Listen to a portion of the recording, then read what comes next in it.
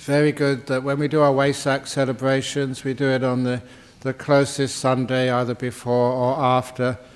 And the real full moon is on Wednesday, and so it could have been a Sunday, this Sunday or the next Sunday. But we chose this Sunday a long time ago. Why? Because this Sunday is a good day, it's sunny. Next Sunday, I looked in the weather forecast and it's going to rain. So we always choose the best Sunday to do our Vesak Day. So especially that in the Circumambulation, we can go in the park and the sun has gone down and it's a beautiful night sky and we can do the Circumambulation as has been done over 2,500 years. And I remember all these amazing stories. There's one of the stories which I read, I think it was in the Visuddhimagga. It's our ancient meditation manual about it was in Sri Lanka, that it was the Wayside night, and the big stupas, I think Ruwanwelia, the huge stupa in Anuradhapura, was lit up by all the lights. And there was a poor villager, she couldn't actually get to the stupa because she was in the village. But from the distance, and this is now, you can see that big stupa for miles around, she saw the lights, she saw the beautiful full moon, and the lights reflected on the white wash of the stupa. And she got so inspired, so much piti actually came up when she saw that stupa from a distance. And it was a Wayside night. She got so inspired, she got so much energy that she floated into the air and she flew all the way to that stupa. You may think that that's a myth, but I know the power of inspiration, and I think that possibly could have been true. At least when I read it, I thought, wow, how inspiring that could be. Because this is a special night. It's so special, even, I don't know why, maybe, because Buddhists in previous lives.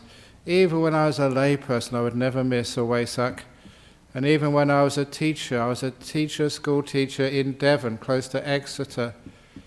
And the only way I could get there was getting on a train, all the way from Exeter to London, and then some other trains to get to the temple. And I'd go all that way, having to get the first train in the morning and get the last train in the evening just to get back in time. And I always never miss that. And when people say, oh, where you came from? I said, I came from Exeter just for this ceremony. And they were very impressed, because even people who just lived a few miles down the road thought it was too far. But to me it was really, really, really important. And to me it's just a wonderful time where we do reflect. Now, reflect not on the founders of this Buddhist society, but going much further back than that, the founder of this amazing world religion called Buddhism. And because I am teaching a lot and traveling around the world, you do see and you hear just the effect these teachings have on people throughout the world. And how I used to keep many, many letters saying, thank you for these teachings. I was going to commit suicide, and because of what I heard, I can write this letter to you today. I decided not to. I had problems with my wife or my husband. I forgave them, and now we're still together. But I had problems with depression. Now I'm back to life, enjoying things. I had grief over the loss of someone so close to me, and now I've understood, and now I'm back making the best use of my life. I had a cancer, I had other diseases, and because of this meditation, they are all now gone. I used to keep so many of those letters in my cupboard, it filled up the cupboard, so I had to get rid of them, and now I'm starting to fill the cupboard up again. So it's such an amazing result, these teachings, and it's not me. I realize I put full gratitude to my teacher Ajahn Chah, as he would have given his gratitude to his teacher Ajahn Mun, and it all goes down to the Buddha 600 years ago, the person who started this incredible, powerful, wonderful teachings, which affects people on all levels of their life. And the deepest, deepest levels which you get to in meditation, find out the real meaning of life, not as a theory, but as a huge, powerful experience. And even at the lesser levels, which allows people to understand the illnesses and the stress which causes those illnesses, which teaches people just how and why we should let go, and to learn how to be at peace with one another, to forgive one another, and not to make more violence because someone has been violent to you, not to increase the anger because someone has cheated you. Beautiful, wonderful teachings which are not just theories, but which actually we practice. And when I realized where all that came from, this man who left his home and all of the luxury to search for a meaning of life, not in the universities or in philosophies, but to seek it in solitude, in the jungles, in the mountains of the Ganges Valley 26 centuries ago, wandering there and breaking through this incredible truth called the Dhamma. And that enlightenment experience was a real thing. You can go to Bodh Gaya and see where it happened. And sometimes people think, oh, these are just myths. They're not myths. Haven't seen her today, but maybe she's watching. Barbara and Ainsley. I was on pilgrimage with them to India many years ago. And like many times before we go on pilgrimage, we always give an orientation about what to do, how to behave, where we're going, what to prepare. And I always remember telling them that some of these places, this is where the Buddha sat and became enlightened. That's a powerful place. And I said that you may feel that power when you get there, because that happened to me many times. You may feel overwhelmed by incredible energies, and you may want to cry. And I remember this girl said to me, actually it was only afterwards, she admitted that when I said this, she thought I was totally over-exaggerating. It's only ruins. It's only an old place. So what? The Buddha became enlightened there. But then, after the first night, she apologized to me, because she said just after landing at the airport, going to the hotel, and that evening going into the Mahabodhi temple where the Buddha became enlightened, as soon as she walked into that temple, she wept. She wept and wept and wept. She couldn't stop crying. It was the most weird thing, she said. I didn't realize just how powerful those places were. And it just got right into her, so that's why she asked forgiveness, apologized. I thought you were a crazy monk. But it happened. You can get so inspired, just even the thought of the place where the Buddha became enlightened. So we're going to do a circumambulation soon, just walking around 3 times. Sometimes we put a shrine up in the park, but we also have in that park a Bodhi tree.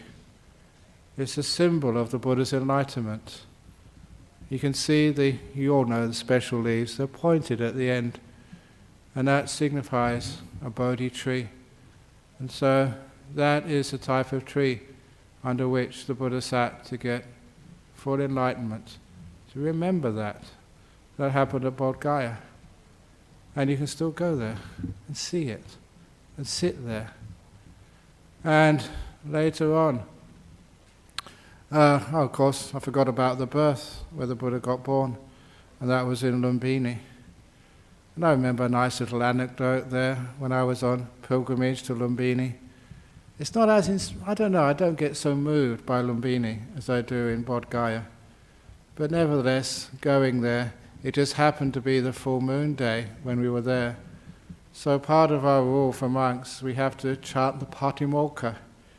These 227 rules in Pali takes about 40-45 minutes. And I was the only monk there who could do it. So I sat under a Bodhi tree there in Lumbini, And I really had to focus because I was tired and chanted the Patimokkha from beginning to end. And I had to close my eyes to focus. And when I opened my eyes, I found that somebody had placed an offering in front of me. It was some money, which I couldn't refuse, which I can't accept. But even worse, there was a sprig of marijuana.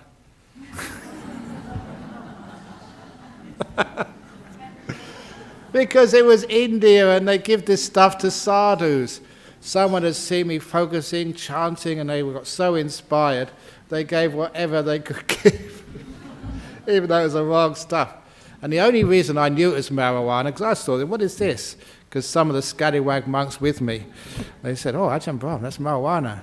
I said, oh, throw it away. Do we have to? Yes. So I always remember that story from Lumbini, where the Buddha was born.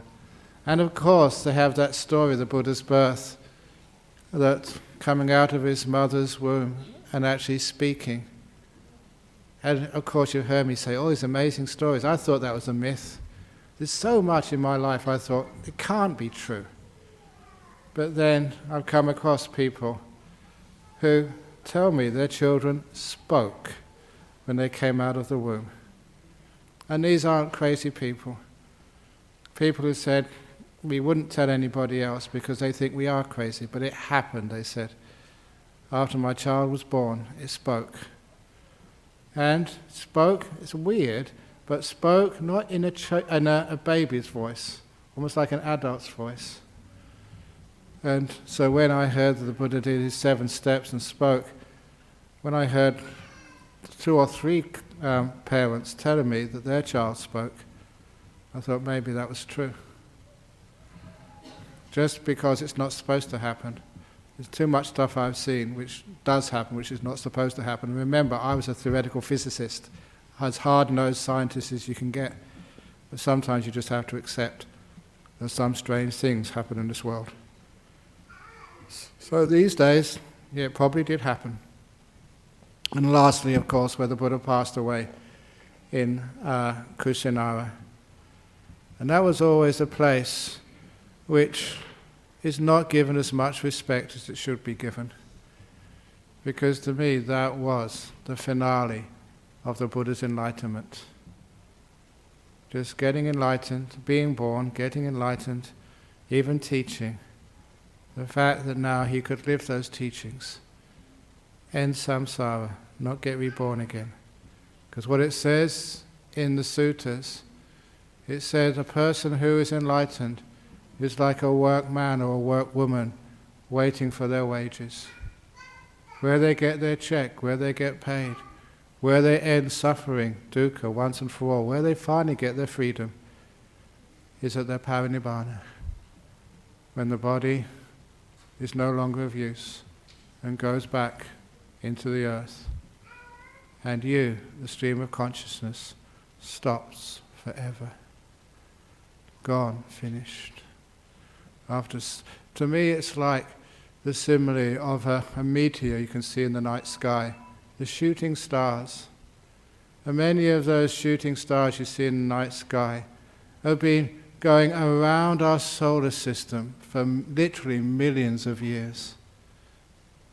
Chunks of ice and rock going round and round and round and round, just like human beings, round and round and round samsara, being born, growing up, falling in love, falling out of love, dying, getting reborn again, round and round and round. But then if you're lucky enough, you look up into the night sky and you see this streaking light, brilliant, beautiful, just for a few seconds. And then that piece of rock has gone forever. Its journeys around the solar system have now ceased. Just like the human being, round and round and round, birth and death, birth and death. And now it meets not the atmosphere of a planet, it meets the Dhamma. When it meets the Dhamma, it glows, brilliant, giving light to so many other beings. And then it vanishes forever. The Arahat, the Buddha, that to me is inspiring. So those are the 3 things. we're coming here to celebrate. I know sometimes we celebrate Anzac Day, sometimes we celebrate the New Year, sometimes we celebrate Christmas, or we celebrate all sorts of stuff. But to me this is a real big celebration, something which is really important. And I ask you to remember that, to inspire yourself. This is not a small thing which you're doing here today. You're recollecting something which is the biggest and most immense 3 events ever happened. And we're so lucky that we are in an age where we still remember that, where the records have not been washed away by time, where we can still even go to those places and sit on the place where the Buddha became enlightened. Wow. To go and meditate next to the place where the Buddha passed away. Wow. You can still do that. And today we can still remember. And to know that after all these years, centuries have passed by. But for devas, heavenly beings, their lifespan is so different than ours. 100 years for humans is just but one day for the lower devas. So for them it's not been that long. They can still remember like it was just a few days ago when the Buddha sat under the Bodhi tree. That's why it's so powerful. Human beings, many things we forget, but the most important things we keep in our mind. And just even the memory of those events should inspire us, gives meaning to our life, gives us a road to travel along. Because one of the greatest things which the Buddha promised us, this is not just something which special beings can do.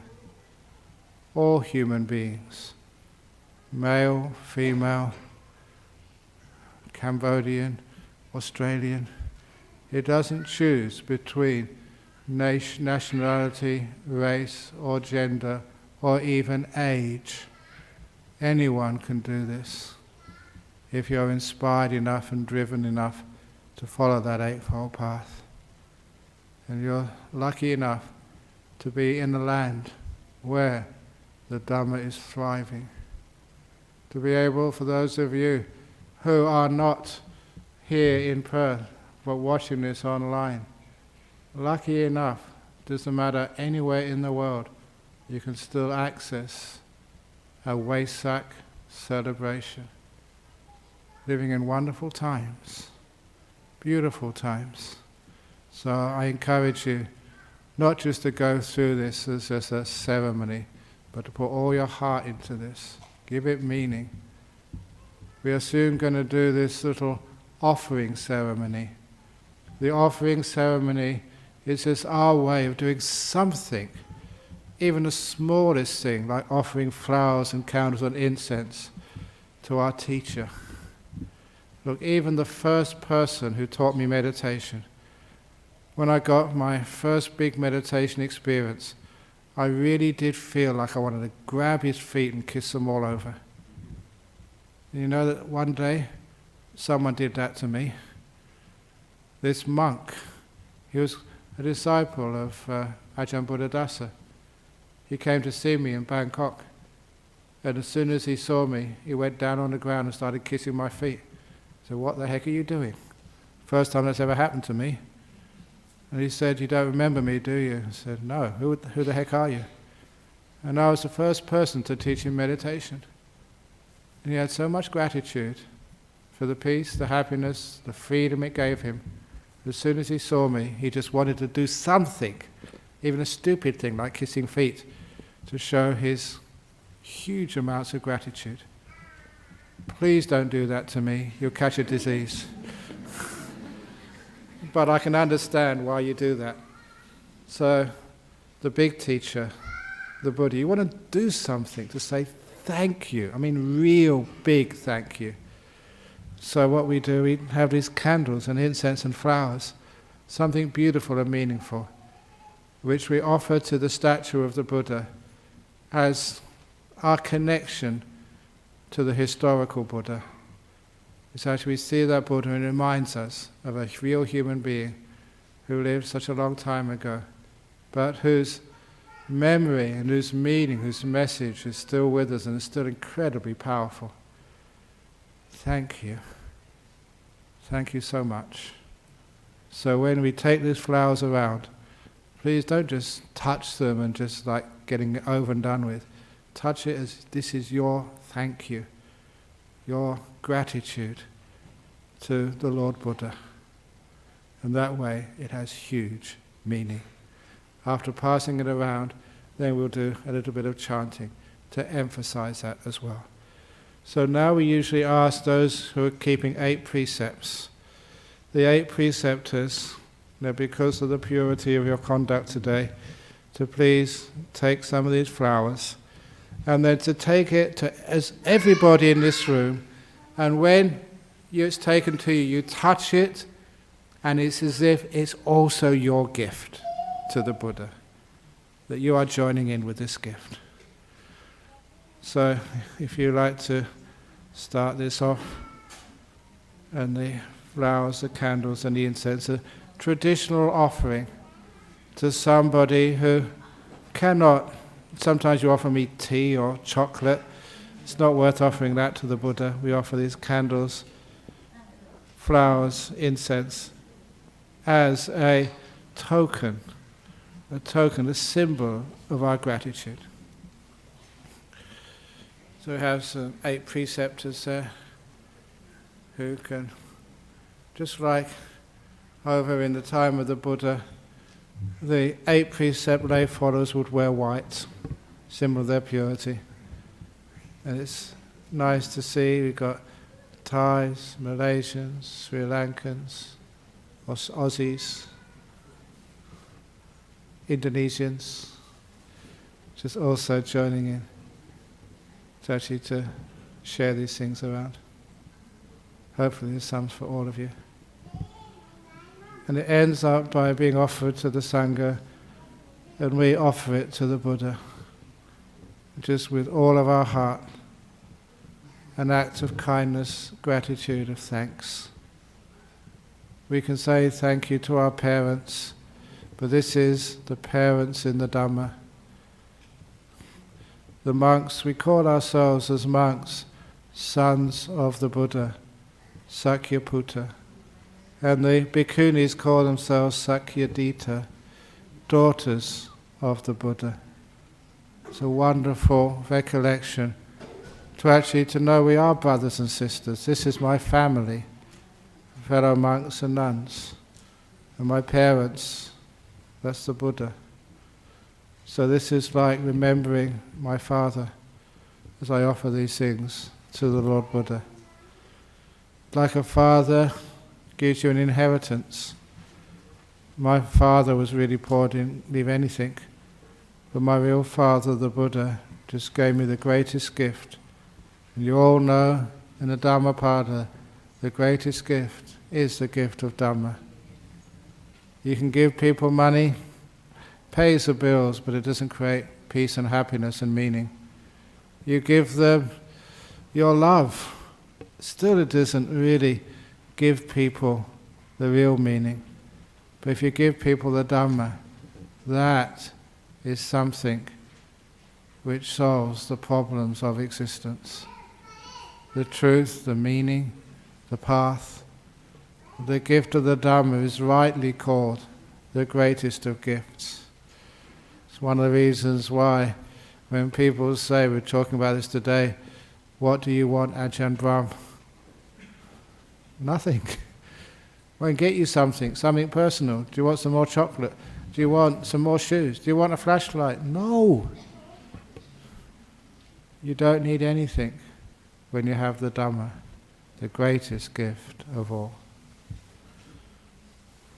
So that's what we're here for tonight, to remember this, to remember our Father, the origin of the Dhamma, and a beautiful thing which happened on a full moon night, almost 2,600 years ago now.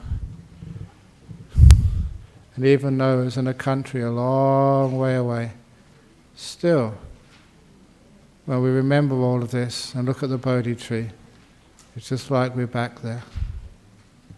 So many countries will be celebrating this Vesak. Not with song and dance, we do it with some chanting, some offering, and we finish up with a silent walking around, reflecting on the Dhamma, the Buddha, the Dhamma and the Sangha. So please make sure that every one of you can touch and share in this gift of candles, incense and flowers. As you all know that sometimes these are symbolic. The candle is always a symbol of showing the way, a light in the darkness, a way to illuminate your own heart, understand your emotions, understand peace and forgiveness and kindness and meaning. And the flowers, beautiful things like the Dhamma. But they always say the flowers will one day fade. But even though they fade, we still value them while they are fragrant and beautiful. We don't deny their beauty, but we accept that they will one day pass away. Just like your teachers, your life, your friends, we value them while they are here. We care for them. And when they are no more, they go back into the soil to create fertilizer, life, for that which comes afterwards. And the incense, there's an old simile taught by the Buddha, that the fragrance of incense only goes in one direction, with the wind. But the fragrance of goodness, of virtue, just goes in all directions.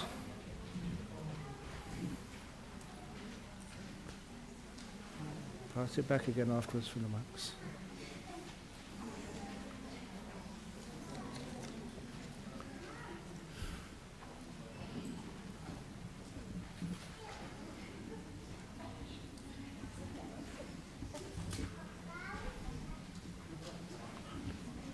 So, this ancient tradition of sharing.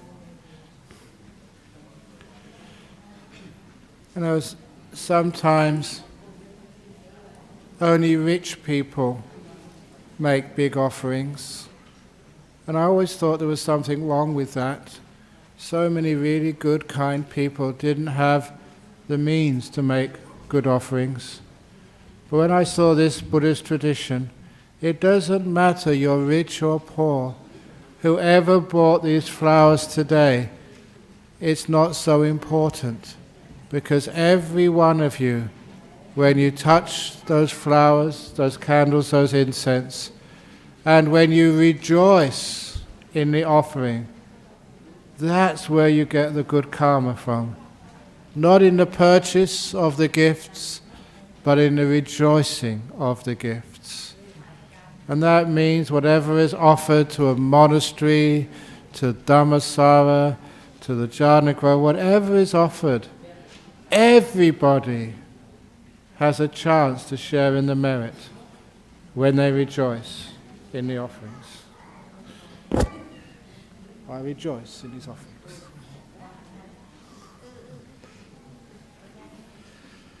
Okay, we also got medicinal drinks as well being offered. And the candles. Come up again afterwards.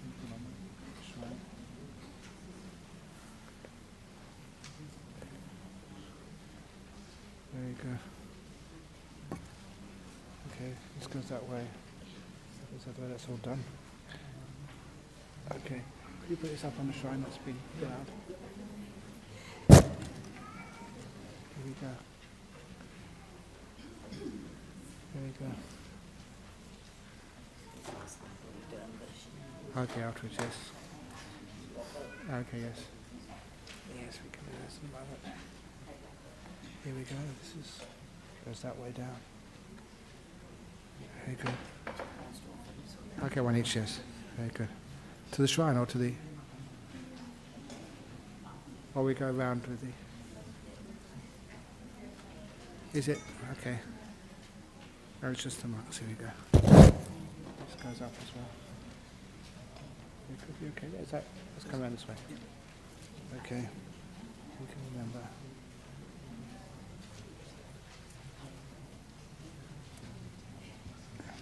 There we go.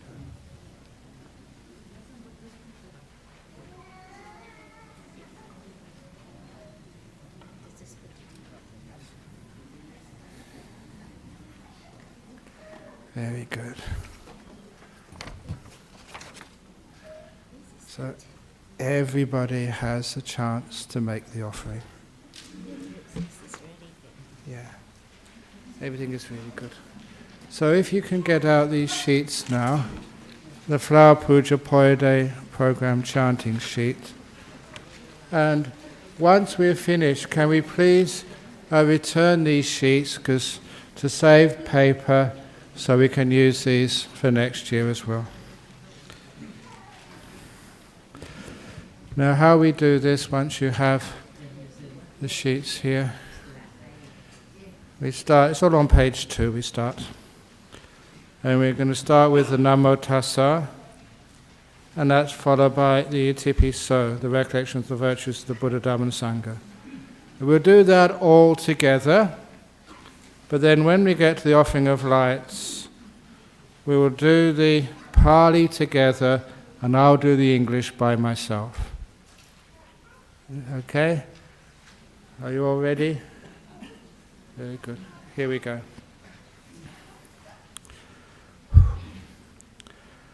Namo tassa bhagavato arahato samma sambuddhassa. Namo tassa bhagavato arahato samma sambuddhassa. Namo tassa bhagavato arahato samma sambuddhassa. Iti piso bhagava arahang samma sambuddho.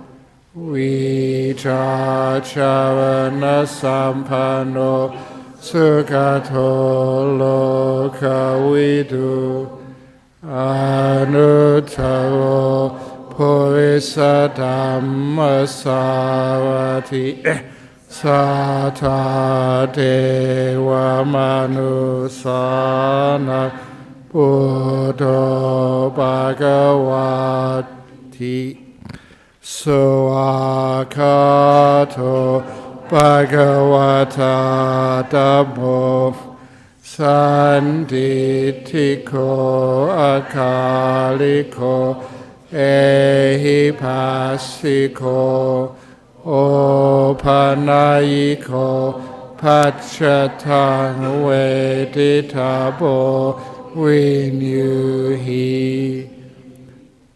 Supatipanno Bhagavato Sawaka Sangho Ujjupatipanno Bhagavato Sawaka Sangho Yaya Patipanno Bhagavato Sawaka Sangho Samichi Patipanno Bhagavato Sawaka Sangho Yadidang Chatari Purisa Yugani Ata Purisa Pukala Esa Bhagavato Sawaka Sangho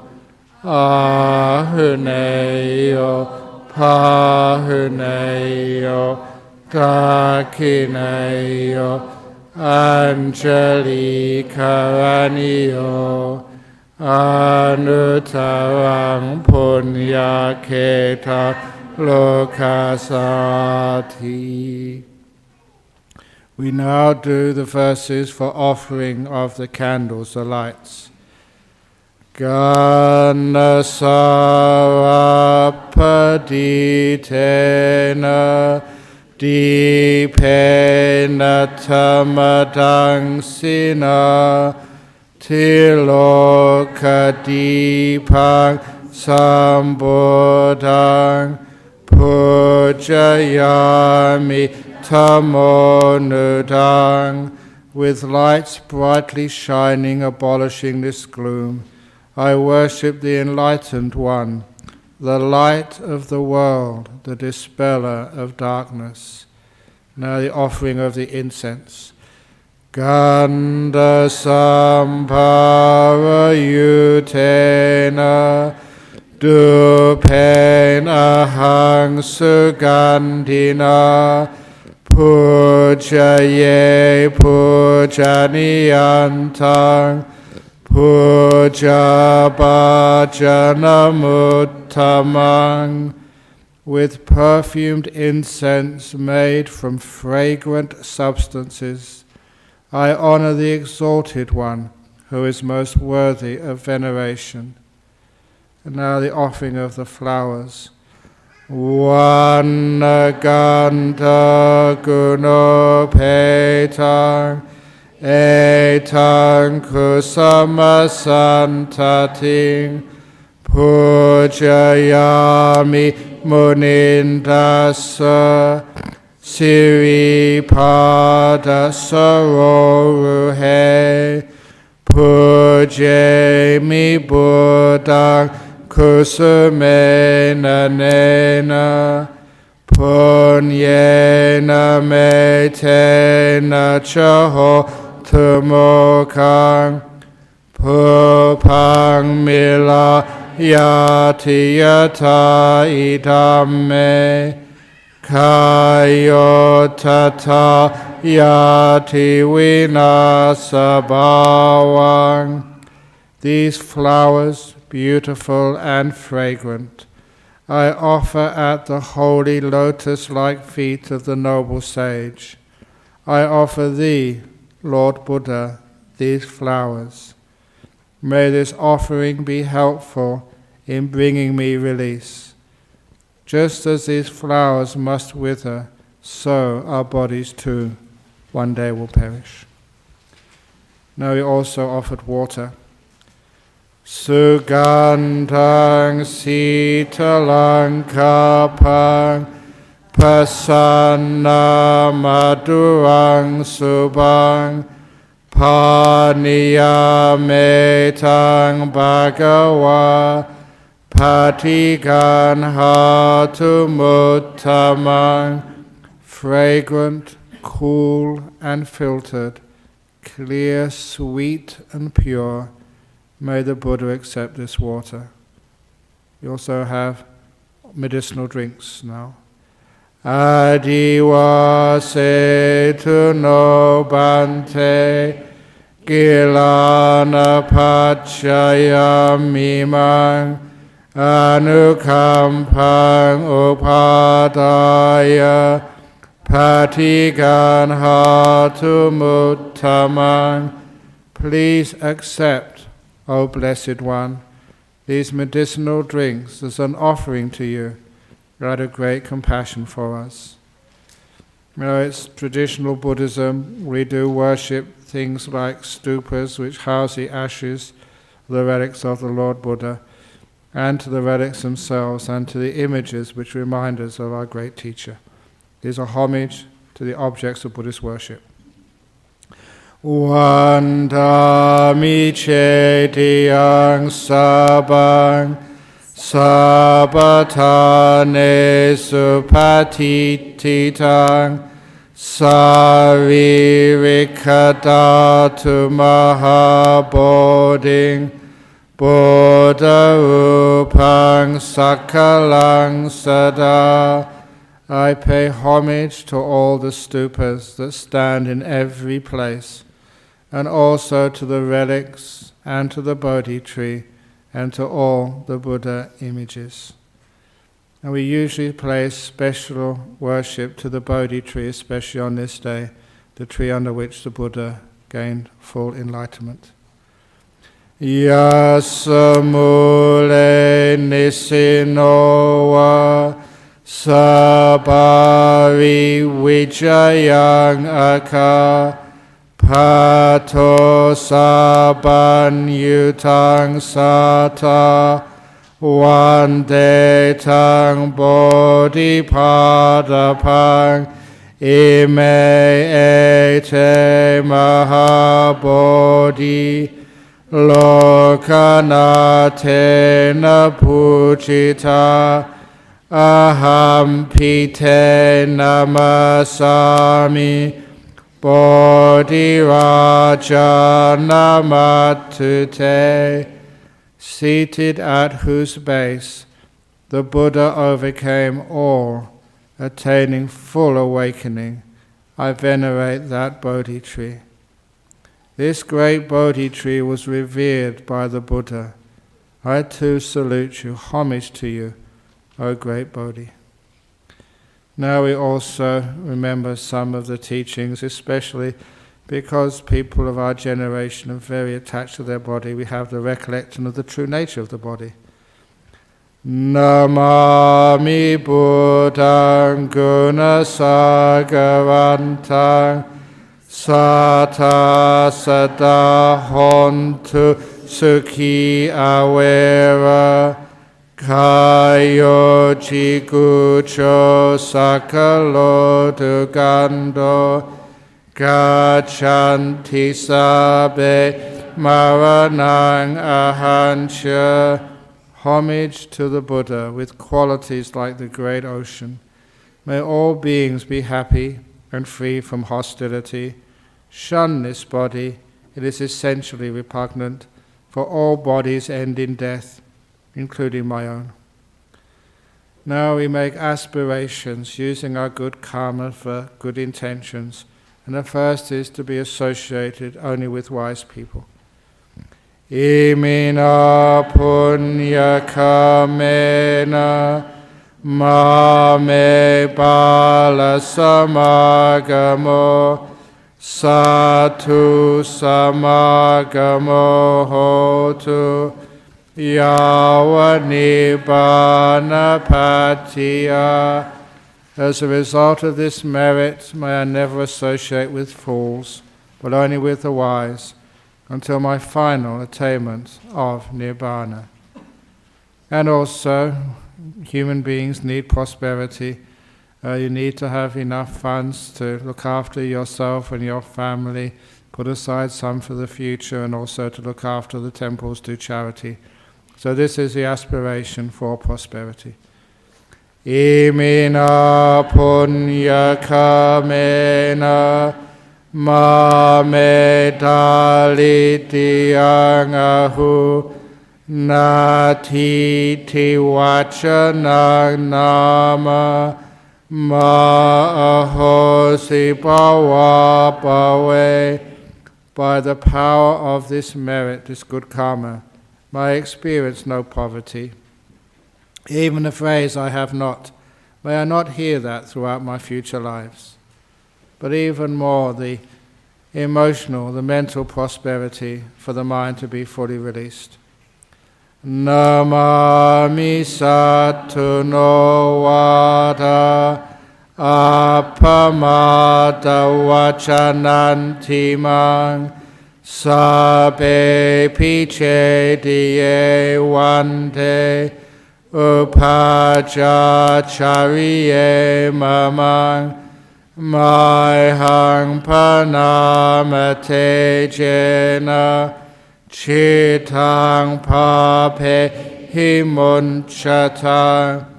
Homage to the Buddha's last words, be diligent and mindful. And my homage to all the stupas and to my teachers. May the power of such respect lead my mind to freedom from defilements. And of course, we don't just think about ourselves. We also now start to remember our departed relations, people without whom we would not be here today. And I remember my mother and father, my grandparents, people I knew who served and helped me so much. We share the merits of our lives with them. Idam me nyatinang hotu sukhita hontu yatayo. Idam me nyatinang hotu sukhita hontu yatayo. Idam me nyatinang hotu Sukhita hontu yatayo. May my departed relatives receive these merits, and may they be well and happy. And now, not just to our relations, to all beings, we share our merits without any distinction. Etawatacha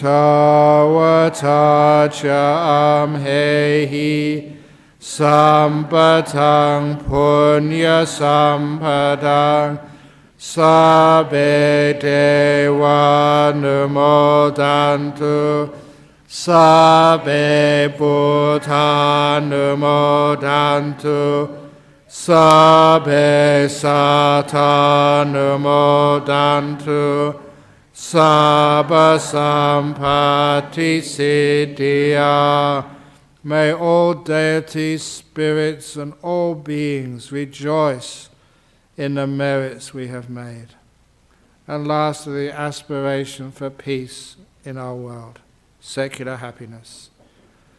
Devo vasatu kalena sasa sampati hotu cha pito bhava Tulokocha Raja Bhavatu Dhammiko. May the climate be hospitable, may the economy boom, and may our whole world be prosperous, and may our governments be just and honest. Sadhu, sadhu, sadhu. Very good. So if you can, maybe just put those pieces of paper to your right, pass them to your right, and then we can pass them to the front. We are now going to commence a circumambulation. If I can ask you all to please be quiet, a silent reflection while we do the circumambulation. Please leave the talking to later. This is like a walking meditation. Thank you.